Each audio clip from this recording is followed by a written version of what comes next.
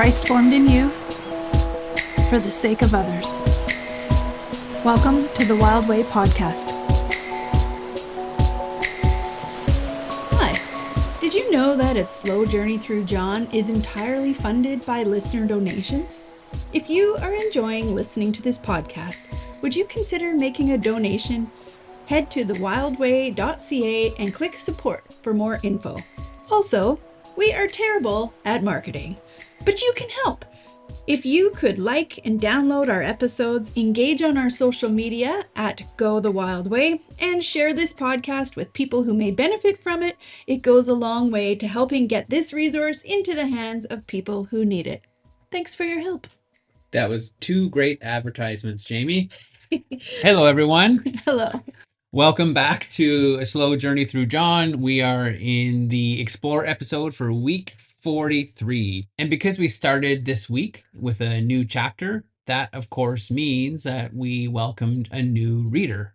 You're hearing the voice of Lisa for chapter 19, and we've only got two more voices to listen to. It's so hard to believe, because here we are, week 43 out of 49 weeks? Is that right, Nick? Yes. Yeah? Okay. So as far as we know. To be honest, I was thinking there have been a few times in our podcast where we've said, oh, we're going to do an excursus on that, like certain topics. And so maybe we'll have a couple of appendices. Sounds good. And today I heard you recording a lot of post-resurrection episodes. That's so good. Yeah, I just recorded the first half of chapter 20. Yeah. Sure. And how are you feeling about everything coming to a close? All this hard work, this dream of yours has now been birthed into the world, about to come to a close. How are you feeling? Honestly, it's tough. It's a bit tough because for an entire year, the entire rhythm of my week was revolving around Slow Journey Through John. I was thinking about it, as you know, constantly. It was always on my mind. And so on one hand, yeah, I'm glad that it's going to be over and have a chance to rest and have a little more spaciousness. But on the other hand, I feel like there's going to be a void of things to think about and things to do. I feel that way too. It's been like an absurd amount of work because it's just the two of us doing this whole thing and doing all the research and editing and whatever.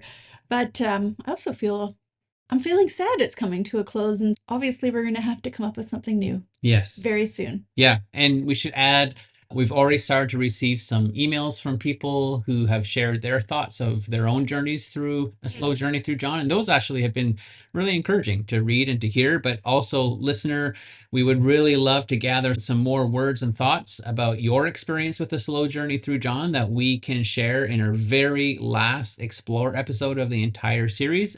And if it's way past November 2025 and you're listening to this and this is affecting you in some way, listen, we would still really love to hear from you. Send us your thoughts, how this has been affecting you at podcast@thewildway.ca. We'd love to hear from you. Maybe we'll put them on our social media. Just say, hey, another person. Go. That'd be great. Okay, let's jump into it. So this past week, we looked at the first half of John 19, which is one of the most intense passages in John's gospel. It was hard. Yeah. So John 18 ended with Pilate, who wanted to release Jesus, being outmaneuvered by the religious leaders who demanded Barabbas instead. And as a result, in what I think is another attempt to free Jesus, when chapter 19 opens, Pilate has Jesus flogged, which is the first of two beatings that Jesus is going to receive. He gets crowned with thorns and mocked in purple robes, and then Pilate presents this bloodied Jesus to the crowd and declares 3 times, I find no grounds for charges. And so the religious leaders play their trump card. If you release him, you aren't a friend of the emperor. And we're going to get into what that actually meant in those days. And then they make this shocking declaration, we have no king but Caesar. Basically, they're abandoning every principle they have in order to eliminate Jesus. And of course, Pilate is trapped, or he feels trapped, and so he caves in. And Jesus carries his cross to Golgotha. He's crucified between 2 criminals, and that's where we left it. We left the week with Jesus still alive, but he's nailed to the cross, and he's lifted up for all to see.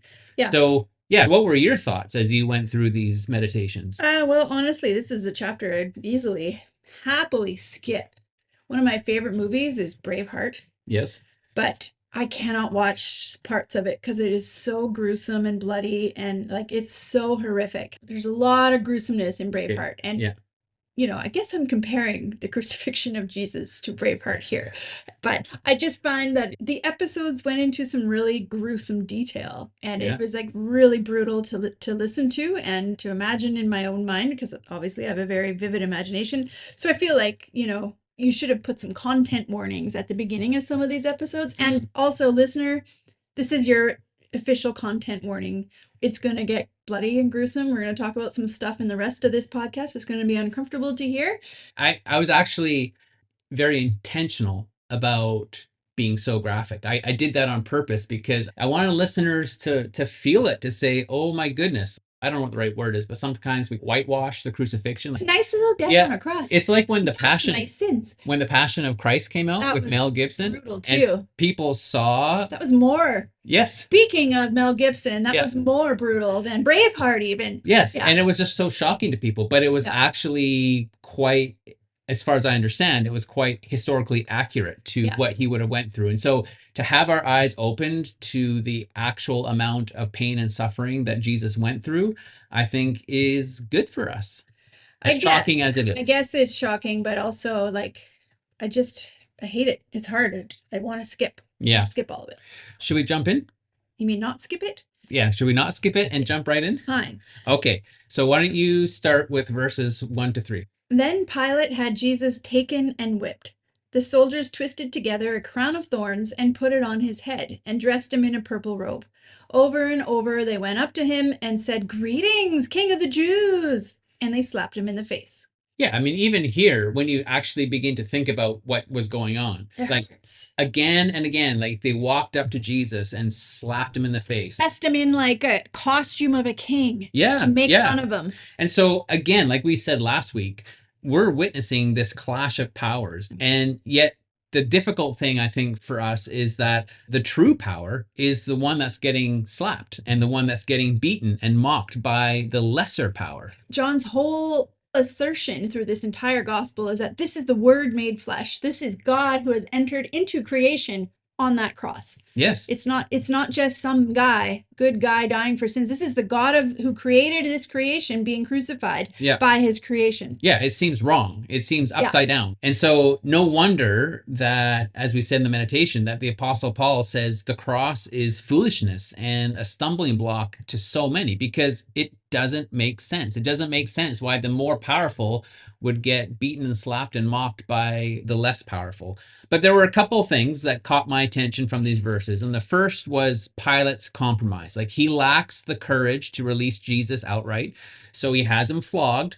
And as we mentioned in the recap, hoping to appease the crowd. Yeah, and now you're going to get into the difficult stuff. Some of it, yes. Yeah, so some of the difficult stuff, which we went into. I mean, it's really brutal. Like this, I need to plug my ears while you're saying it. But I didn't really learn this until I did a deeper dive in the last few weeks into this passage, that I had always assumed that Jesus got beaten once, because each gospel talks about a beating. But the beating described in John is very different from the beating described in the synoptic gospels. And most likely he received 2 beatings, because there were different levels of flogging in Rome. And so this one, which is called the fustigatio, was a lighter flogging. It was not intended to kill, but it was intended to hurt. And then after his condemnation and sentencing in the synoptics, he receives this brutal verberatio, which is just before the crucifixion. And that's the one that we hear about all the time, where it's like a whip that's laced with bits of bone or glass or ceramic, and it's intended to really strip the skin and flesh off. So that when they are crucified, they die quicker. Yes. Which also shows why he had a really difficult time carrying his cross, because they beat him so severely. Yeah, yeah. But to be honest, like, the more I learned of the details of Jesus's crucifixion and death, the more awe I felt for him. And what I mean by that... Tell me why, because you're feeling in awe and I want to avert my eyes.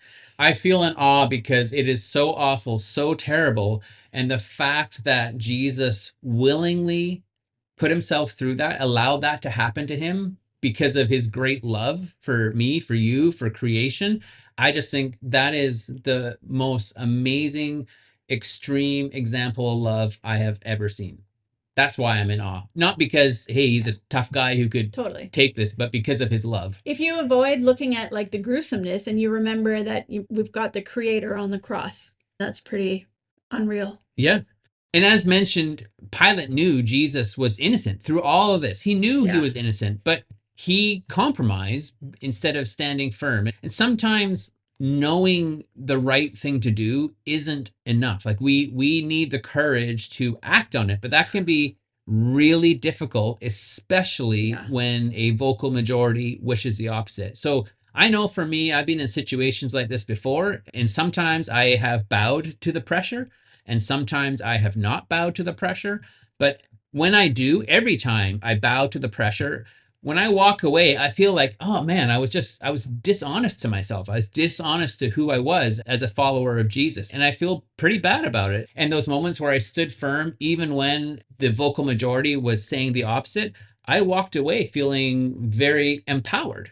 Yeah, I think this is something that we'll always have to face, because sometimes in these situations, you don't even realize that you might be swept up in groupthink. If a whole crowd of people or a majority of people has made a decision to be against somebody or exclude somebody or even be like viciously gossiping, even if they're Christians, most people will just go along with it and get swept up with it, and the crowd gets bigger and bigger because people just don't often realize that they're simply adopting the thoughts of, and actions of the group. And they're not even thinking for themselves. Have you noticed that? Yeah, it's like a mob mentality. It's like right? a mob mentality. People stop thinking and think that the mob knows what it's doing. Yeah, but the mob can just be like in your staff room, right? Like it doesn't need to be like some vicious big political thing, but it could just be like a mob of people going against somebody in your staff room or something like that.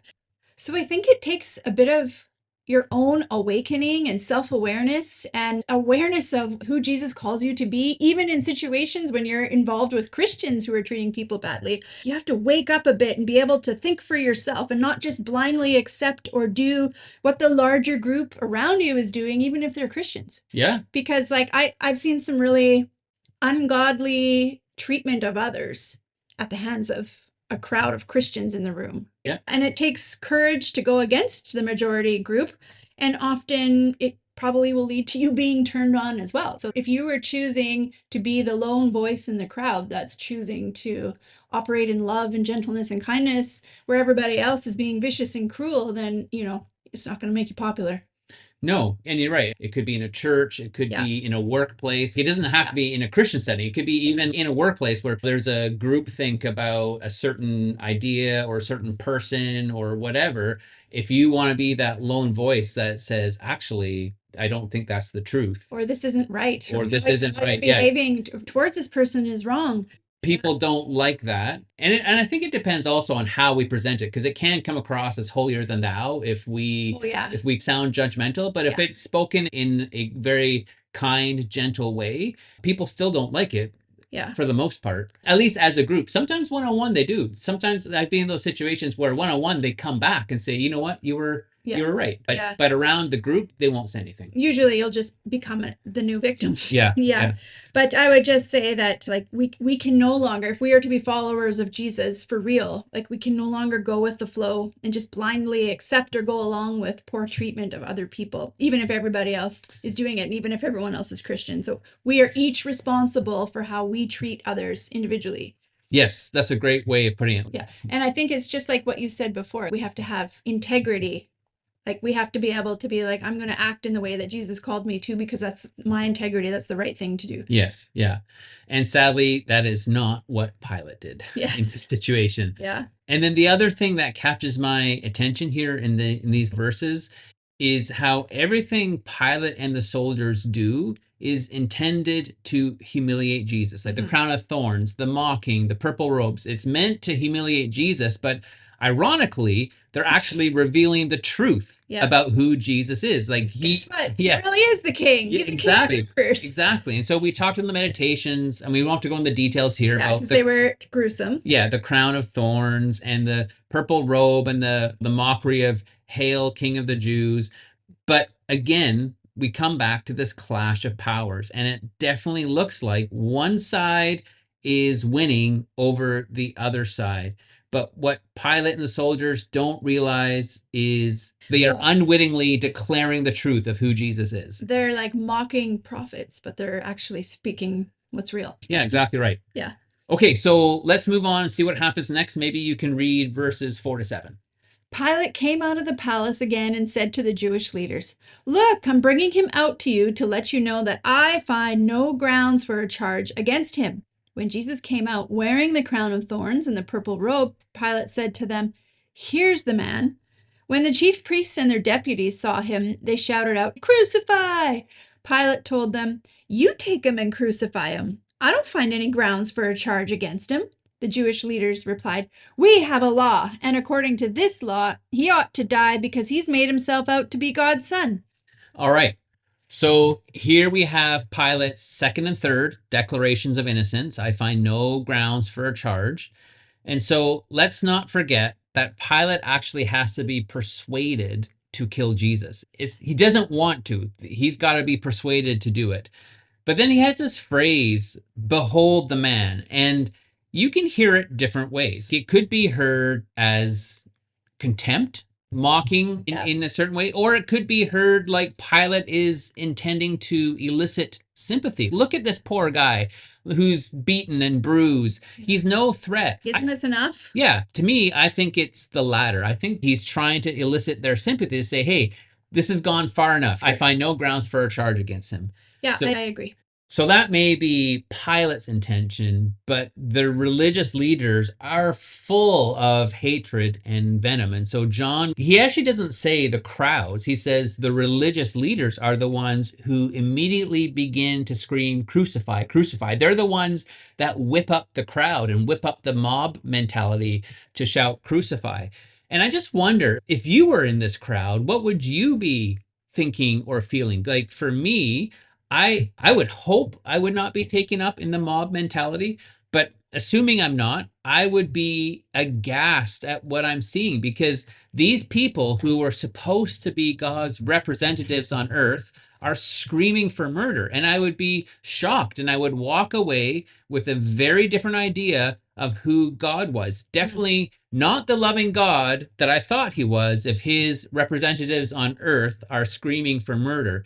And I was thinking of that and writing that, and then I began to wonder, I wonder if that's like today, like if people see the way that some Christians or the church behaves on earth, and they walk away with an idea about God that is very unlike God.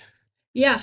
Since we've moved to this new town, we've been spending a lot of time with people who are like really anti-Christian and who are not at all interested in following God and think that people who follow God are foolish and silly. And so we've been sitting around the dinner table with them, and quite frequently I can hear they talk about Christians and how vicious and awful and racist and how like awful they are. It's really hard to hear. Yeah. But on the other hand, the most vicious opponent keeps saying, I don't believe in God, but I see people like you who are like logical and normal, and it makes me question, like, how can people like you, who seem so sound of mind, be Christian? I guess we could just say the church doesn't always do the best PR job for who Jesus is. Although I don't want to paint all of us with the same brush, because there are others also who do a great job at loving the poor and the marginalized and fighting for justice for the oppressed. But it does seem, at least in our culture today, it seems like the loudest quote unquote Christian voices are not very Christian. Yeah, they're the ones screaming to not feed the poor and like bomb the bad people. So before we digress too far, bring it back to these verses here. The religious leaders at this point reveal their true charge. You say he made himself out to be God's son. And so they've told Pilate a lot of things about Jesus. We see it in the other synoptic accounts about some of the charges they bring against Jesus. But the truth is, this is the main issue. In fact, for the religious leaders, this is the only issue, is that Jesus claimed equality with God. And to be honest, it's the issue for many people today as well. We were just talking about opponents to Christianity that we encounter even in our daily life.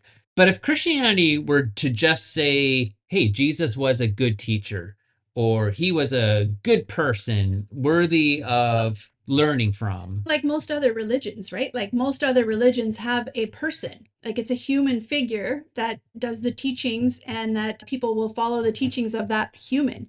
But Christianity says this isn't a human, this is the creator of the universe come down to earth, God in flesh. And so therefore, if this is God, what he says you must abide by. Like he must be Lord over your life as well, and you must submit to him. Sure. Yeah, that's exactly what I'm trying to say. The world could likely get behind the idea that Jesus was a good teacher. It's the claim that Jesus is Lord and God that is a bridge too far for people, because with that claim, like you said, comes the claim to authority over our lives. Yeah, and so even just like with these religious leaders, if they accepted that this was the creator that they worship standing in front of them in human form, they'd have to be like, okay, we got to throw out our entire system of following you because obviously we've messed it up and this is the way to go, the way that you've shown. Yes, and they don't want to throw out that system because they have benefited from the old system. Right. Let's read what Pilate's response to that was. Maybe you can read verses 8 to 11. When Pilate heard this word, he was even more afraid. He went back into the residence and spoke to Jesus. Where are you from? Jesus didn't answer. So Pilate said, You won't speak to me? Don't you know I have authority to release you and also to crucify you? Jesus replied, You'd have no authority over me if it had not been given to you from above. That's why the one who handed me over to you has the greater sin. Okay, so John writes Pilate was even more afraid, which, as we said in the meditations, means he must have already been afraid or disturbed or uncomfortable in some way to be now become more afraid. In Matthew, his wife has this crazy dream and it says, hey, don't crucify this guy. And she comes and tells him, and he's getting me more freaked out. Yes. So it's becoming less about how he should lead these people and squash this rebellion and more about, okay, there's something much bigger going on here. Yeah, it's bigger than politics now for Pilate. And so it's clear that God was trying to get Pilate's attention through multiple channels. Pilate had his own unease. There was his wife's dream. Jesus had this unusual behavior in Pilate's eyes, but Pilate wasn't really listening or willing to listen. Or it's happening so quickly and he's not taking time to process. But I bet you afterwards he was like, okay, what have I done? My wife had a dream. My gut felt weird. They were saying he was the king of the Jews. Like all this stuff was happening, right? So in the heat of it, you don't really, if you don't process, you can miss things. Especially when God speaks to us unconventionally. Totally. So, well, let me just ask you, has God ever spoken to you unconventionally? Many different times through many different ways. But I'll tell you some, like the biggest confirmation I ever got. Okay. Tell us. First of all, when we met, Nick, I felt like God said to me in a clear voice, this is the one for you. And then right after that, I had this crazy piece that you cannot manufacture. So that was weird. And then fast forward like a few years later, we were dating and thinking we had been dating for a while, been together for a while. We'd been talking about getting married and we hadn't really told many people. But all of a sudden, over like 2 weeks, I'd say 10 people came up to us privately and they'd be like, I had this crazy dream last night that you and Nick are to get married.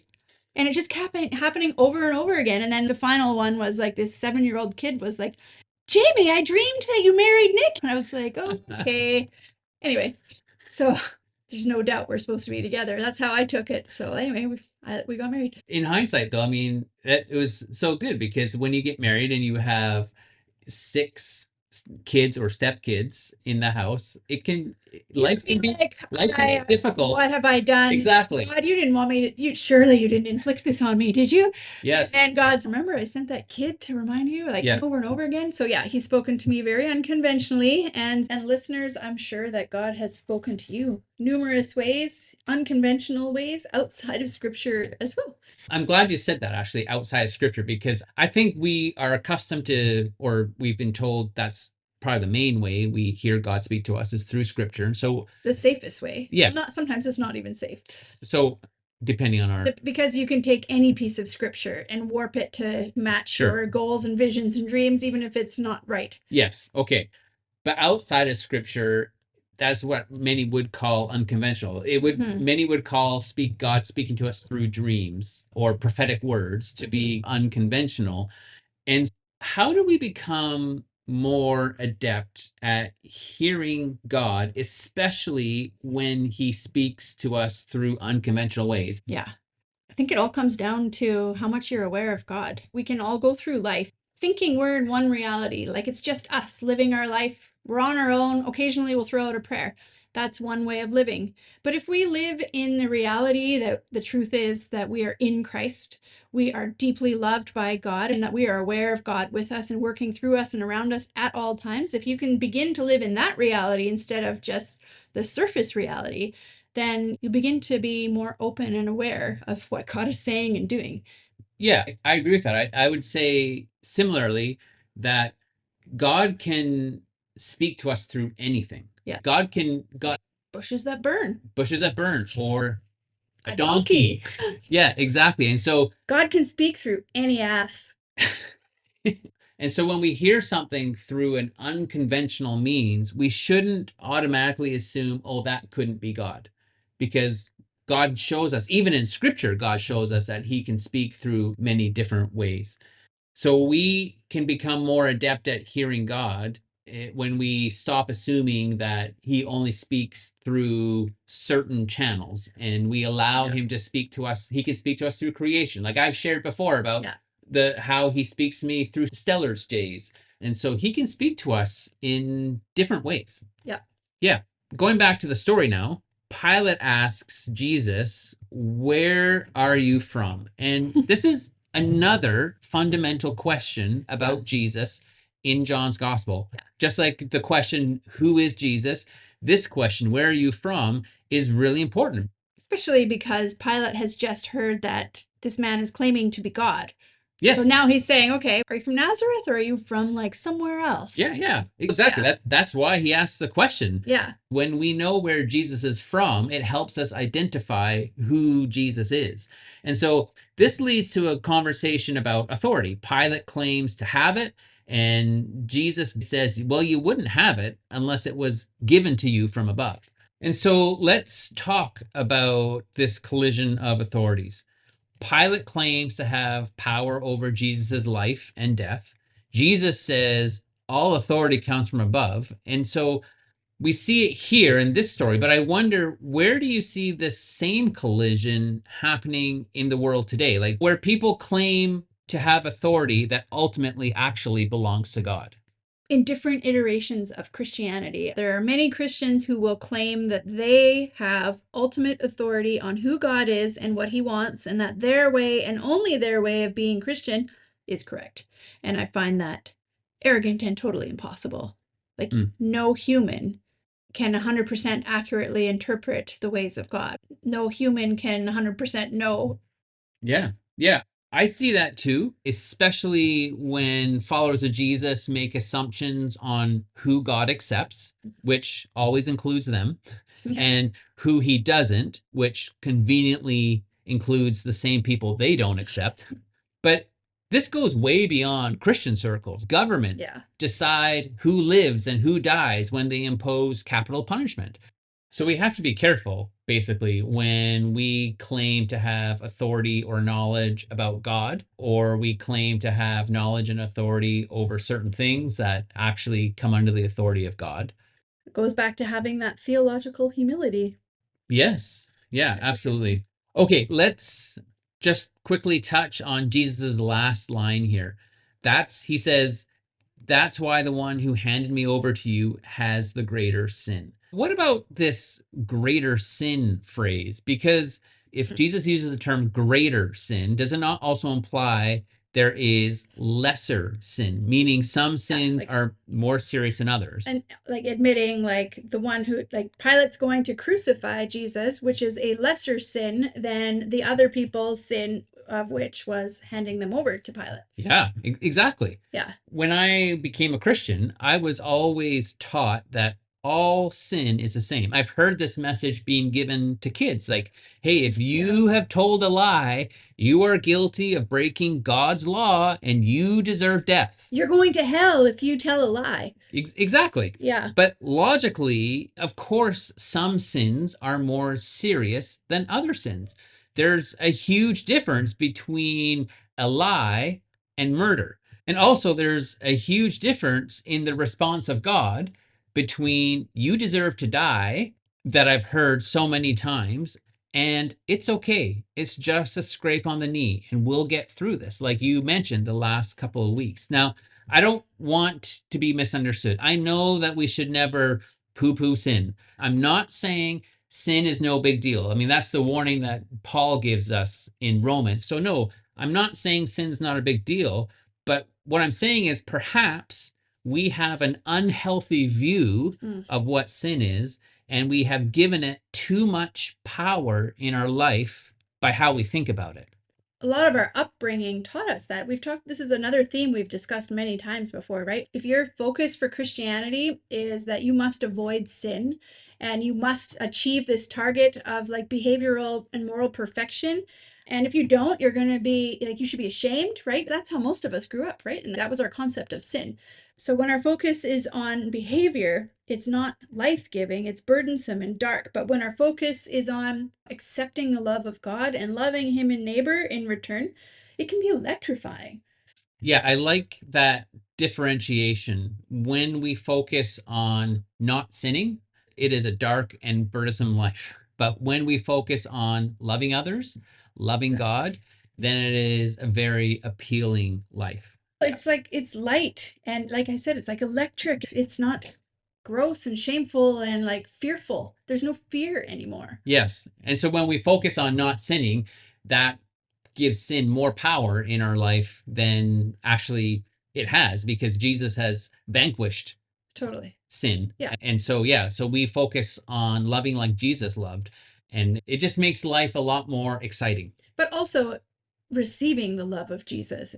Right? Yes. Like that's also like something that's missed when you're always thinking about how sinful you are. You're thinking that you are a worm in God's eyes. And that is just like not the truth. So we have to now accept the truth that we are deeply loved. We are not worms that God wants to squish every time we mess up. Yes. Yeah. We are loved people. Yeah, I like that. Anyway. All right. Let's move on to our next verses, 12 to 16a. From that moment on, Pilate wanted to release Jesus. However, the Jewish leaders cried out, saying, "If you release this man, you aren't a friend of the emperor. Anyone who makes himself out to be a king opposes the emperor." When Pilate heard these words, he led Jesus out and seated him on the judge's bench at the place called Stone Pavement, or in Aramaic, Gabbatha. It was about noon on the preparation day for the Passover. Pilate said to the Jewish leaders, "Here's your king." The Jewish leaders cried out, "Take him away! Take him away! Crucify him!" Pilate responded, "What? Do you want me to crucify your king?" "We have no king except the emperor," the chief priests answered, and Pilate handed Jesus over to be crucified. As we mentioned before, Pilate wants to release Jesus, but he's trapped, or he feels trapped. The religious leaders play their trump card. If you release him, you're not a friend of Caesar. And the reason this is such an important phrase is because a friend of Caesar was an actual thing in that day. It meant that you were part of Caesar's elite inner circle. And Pilate really wanted to be a part of that friend group or power group of the friends of Caesar's. And so this is a brilliant move by the religious leaders, because up to this point, the whole focus has been on the Pilate Jewish relations, and there Pilate has the power. But now they shift the focus to Pilate Caesar relations, and Pilate has no authority over Caesar. We mentioned last week how Pilate is already on thin ice from his previous mishaps. So the mention of Caesar seals Jesus's fate. Totally. And I think we've been talking quite a lot about how to speak truth to power. And this is a negative example, but here we have the religious leaders are brilliant at speaking truth to power. They use the language and concepts that are going to emotionally affect the person that they're trying to persuade, right? It's very smart. Yeah, you're right. You're exactly right. They know the language to use that is going to hit Pilate where it counts. Yeah. Yeah. But the other interesting thing is what happens next. John talks about Pilate leading Jesus to the judgment seat or the judge's bench. And he names the place in two languages, right? Stone pavement or Gabbatha. And the time. Yeah, he also names the date and the time. And so the fact that he gives the place, date, and time means he's about to tell us something really significant, right? This is the moment. Up to this point, there was a chance that Jesus could be freed. But as soon as this thing happens in the judgment seat, we know that Jesus's fate is sealed. Like it is, he's going to be crucified. This is the complete abandonment of all principles and values by the Jewish leaders. It's also the complete abandonment of all judgment principles and values by Pilate because he's going to condemn an innocent man and he knows it.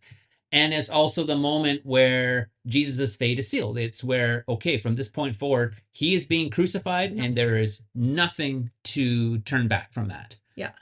And so Pilate draws the crowd's attention one more time to this beaten and bloody Jesus. He's wearing the crown of thorns. He's dressed in purple, possibly sitting in the judgment seat. And he cries, "Here is your king." And as we said in the meditation, this is where we hear the most shocking words a Jewish person could ever say. We have no king but Caesar. To give you an idea of how shocking this is, William Barclay tells a story of when the Romans first came into Palestine, they had taken a census in order to arrange the normal taxation to which subject people were liable.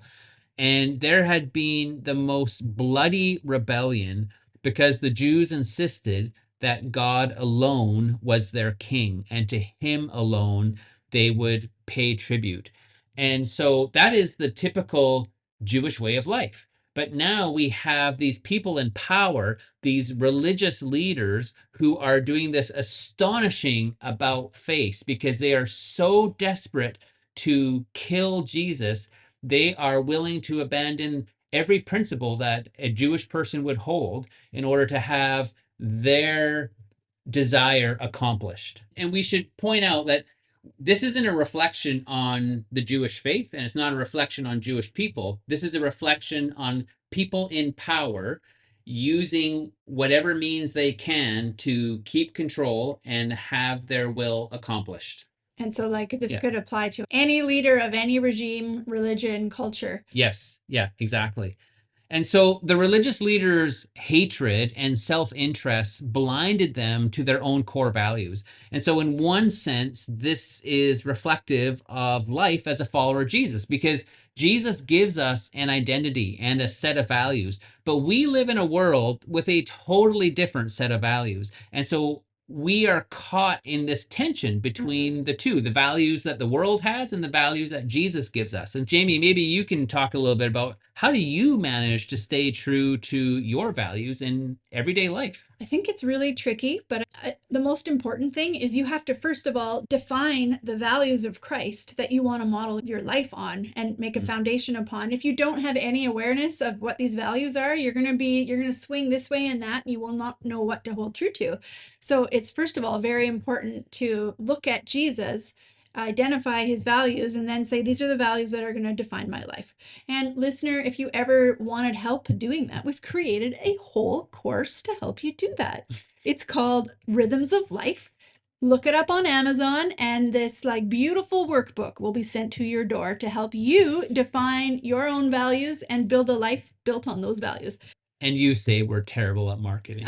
Well, anyway, so yeah, first of all, you have to be really clear about who you are and what your values are going to be. And second of all, I think every day, moment by moment, you're going to be tempted to go one way or be true to your values, right? Like, for instance, I teach students in grades 4 to 6, and a group of them are boys that like to punch each other and be mouthy and rude. And so I have two ways. Like if I feel frustration rising up, I have the two ways. My values would say, okay, you're still going to maintain your peace and calm and gentleness and speak to them in love. But the worldly part of me, the part that you'd see on TV or whatever, would just say, just be harsh, shut it down, be rude, right back to them. And so every day I am presented with two avenues of which way to pick. And I think it's the same for every one of us, right? Moment by moment, you will be faced. Am I going to be harsh? Am I going to be gentle? Am I going to be generous? Am I going to be stingy? Am I going to be cruel? Am I going to be quiet? I like that. And when I choose to live by the values Jesus gives me, I have never once regretted doing that. Every time I walk with those values and act in those values, I've never looked back and said, oh, I wish I had done that differently. But when I live by worldly values, there are many times I look back with regret and say, I wish I had done that differently. And so the more experience we have in saying yes to the values of Jesus and saying, oh, I've never regretted that. Like now over 30 years of following Jesus, I haven't had regrets for following when I follow Jesus. It helps me say yes the next time because I know based on experience that I'm not going to regret living by those values. Yeah. Doesn't make it easier all the time. It's not easy, and that's what I was just going to say, because I think part of every day is like a training ground. Like you're in training to put into practice the principles and teachings of Jesus, to go the Jesus way above the other way. And so it involves like a real death to self and a real, like you really do have to sacrifice a lot of stuff going on inside of you in order to operate as Jesus would, right? So anyway, every day we have a choice to act in love or not act in love when everybody around you, even if you're in a Christian environment, is not operating in love. You still have to choose to hold to your own integrity and stand on the values that you know Christ has called you to. Yeah. And here in this story, we have the supreme, most extreme example of what happens when we don't. In this judgment moment, the religious leaders act against their values. Pilate acts against their values. And we have the extreme example of what happens and the injustice that happens when in this situation they decide to act against their values. Because Pilate has a lot of fear, and his fear leads him to give in to the hatred and go against his better judgment. He says twice, I find no case against him. There's no reason to crucify this guy. And yet right after that, we read, and so he handed him over to be crucified. That's a perfect example of going against your better judgment. Pilate is trapped by his fear, by his ambition, and he becomes a people pleaser. And he's led by popular opinion, and he's ready to do wrong if it protects himself or advances his cause. And so if, like you said, if we don't have strong convictions, we are going to be easily swayed. Yeah. So like I said before, like it's very important that we do the work of determining what our values are. Pilate chooses to save himself and his career instead of saving this innocent man. But even though he knows that Jesus is innocent, he's unwilling to sacrifice his own position to do what is right. Yeah. And so often that's one big thing that gets in the way of doing what's right. If it's going to come at a cost to you, you might not do the right thing.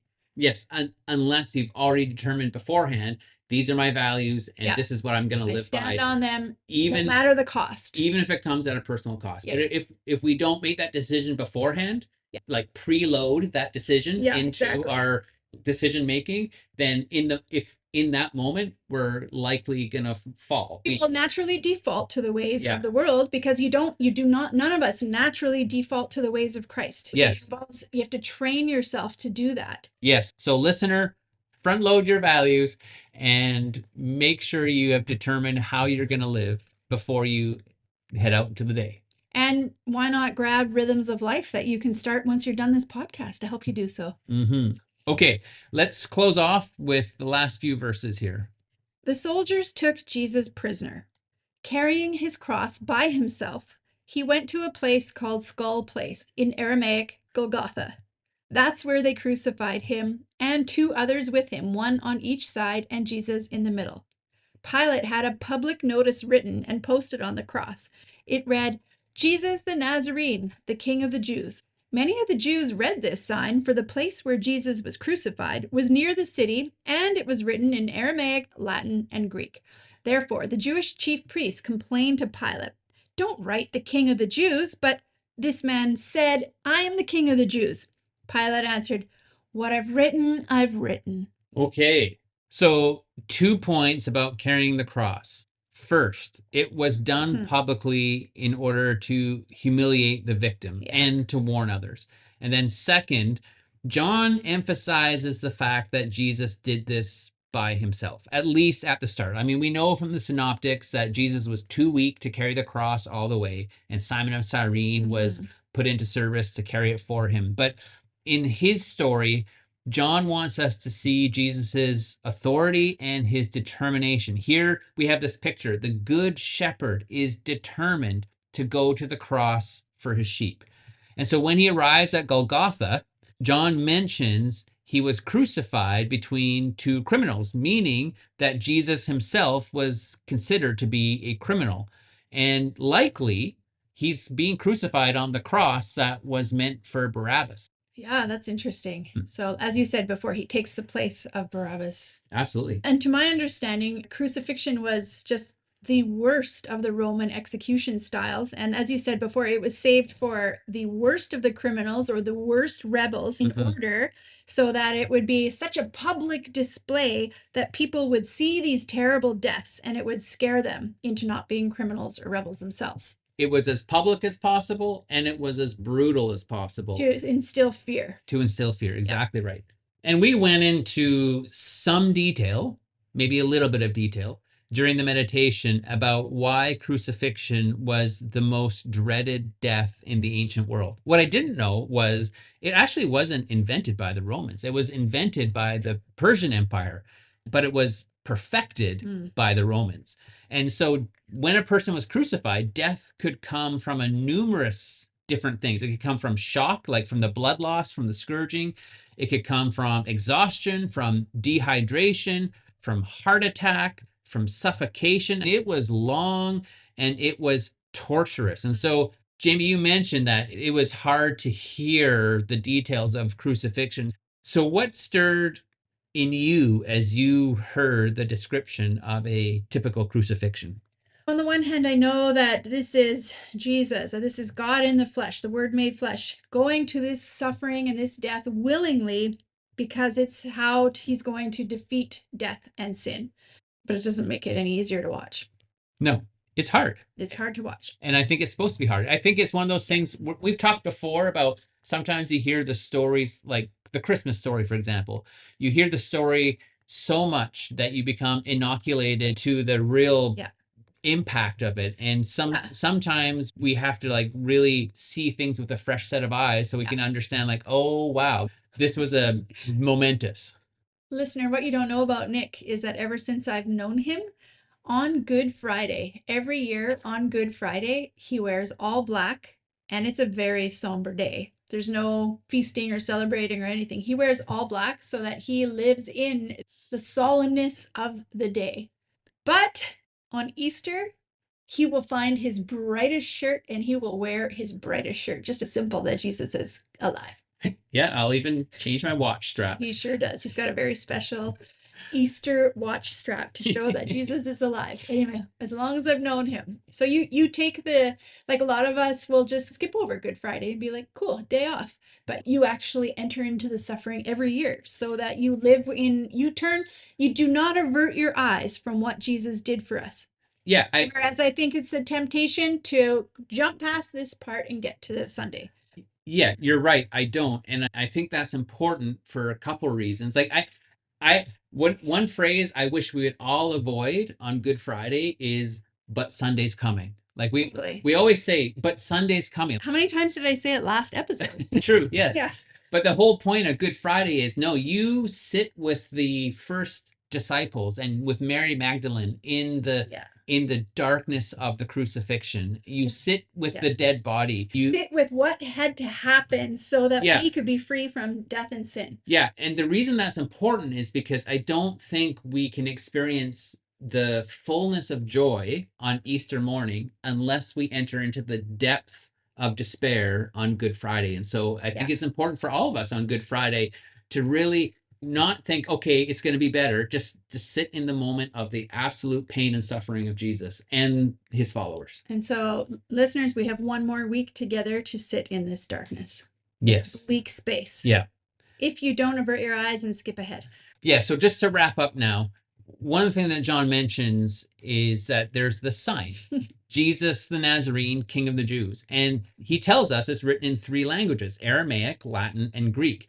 And the interesting thing about that is that Aramaic was the local language of the region, Latin was the official language of the Roman Empire, and Greek was the international language of trade. And so basically, every person who passed by, one of those languages was speaking to them. It was all the languages of the world wrapped up into that sign. And so Pilate unwittingly announces Jesus as Messiah to the whole world. And the religious leaders, they want it changed, but Pilate refuses. And I think he refuses with a little bit of delight because it's okay, here's my opportunity to snub these guys. Yeah. But also, it's a little too late to take a stand. He does take a stand. That's not the stand that was needed. But I think in this little sign that he's made, he's giving the religious leaders the finger. Yeah. Because he hates them. Yeah. And he does not like them. He's only doing this so that he does not lose his authority in Rome, but he's given it the middle finger to the religious leaders. I agree. I think he's doing that on purpose. So let's just wrap up with going back to all these times that Jesus has referred to his upcoming death as his glorification. So here we are. He talks about the hour of glorification. So here he is. Now he is hanging on the cross. It's been a lot of suffering. So where do you see the glory in this moment? Yeah. Jesus has said all along that this is where he's going to be most glorified. And I grew up to see this scene like God was absent or he would turn his face away. Like, there's some theology in that I no longer agree with, but because I don't think that Jesus is on the cross dying to satisfy the wrath of God while God turns his face away. Because on the cross, we do not see God the Father watching impassively, but participating in the crucifixion himself. God is on the cross. Yes. And this is the moment of glory because you can see the depths and extent of God's love for all humanity, because what God would enter his own creation and die in this way to save them. And this is the most beautiful moment in the life of Jesus. This is his glory. This shows like forever after somebody said, you can always look back and say, this is how God loves me. This is how God loves the world. You can no longer say that God hates us or wants to squash us. This is what the extents that love would go. I agree. Just theologically speaking, it would be impossible for God to turn his back on God. And we talked about it a few explorers ago, this whole idea where Jesus quotes from Psalm 22, my God, why have you abandoned me? And most people take that to think that's where people get the idea like, oh, God turned his back. But that's not what that means. Jesus is referring to the whole psalm. And next week in our imagination prayer, we are going to do an imagination prayer based on Psalm 22 to get the understanding of what Jesus meant when he said, my God, why have you abandoned me? And to understand that he's not saying that God turned his back or the Father turned his back on Jesus, but he's saying something much more powerful and profound in that. But we'll save that for next week. So that will be episode 308, everyone. So yeah, stay tuned for that. Yes. Also, though, in the idea of glory, I mean, Jesus has said all along that his joy, his work was to glorify and reveal the Father. So it would make sense that the moment he most revealed the heart of God would also be called the hour of his glorification. Because when we looked through chapter 17, that was like my main point. Like, to glorify somebody is to make their character made known to the world. And this is what's happening on the cross. Yes. Jesus on the cross is making the character of God made manifest to the whole world. Yeah. He's showing them that God is love. Exactly. There is never a moment greater than this where Jesus unveils the character of God. More than him on the cross. And so, of course, it's his glorification. This is like the ultimate foot washing mentality. Yeah, absolutely. Okay, that was a lot. And we're only halfway through chapter 19. Yep. Jamie, do you have a takeaway for our listeners? Yeah, one takeaway that I mentioned before is that you better be sure of what you stand for and what values you stand on, and that they align with Jesus, and you should do that in times where things are not heated. Because when the heat comes, when things get pressure, or when like stuff is happening, your tendency will not be to act in the ways of Jesus. So get yourself on a foundation, know your values, and moment by moment begin to live out those values. Yeah, and that very closely relates to what I was going to say as well. This idea, like in this clash of powers, you need to decide where you're standing before you have to take that stand. And so I want to paraphrase N.T. Wright. He says in this story here, he says, "Are you with Pilate, nervously allowing yourself to be maneuvered into dangerous compromise? Are you with the chief priests, manipulating others without realizing you're capitulating completely and losing your self-identity and values? Or are you with Jesus, continuing to reflect the love of God into a muddled and tragic world, even at great cost?" Yeah. We need to decide beforehand who we're going to be. Good. Okay, listeners, thanks for sticking with us into these really dark and difficult passages. If anything stood out to you from this episode, we'd absolutely love to hear from you. Once again, email us at podcast@thewildway.ca or send us a message on Instagram at gothewildway. If you follow us, why not head over there now and give us a follow? Yep. Thanks, everyone. Thanks, everyone. And remember, we're going to stick through the heaviness of one more week, and then we move on. Don't say Sunday's coming. Never mind. I was going to say something. Just forget I said it. Yeah. Bye-bye. Bye.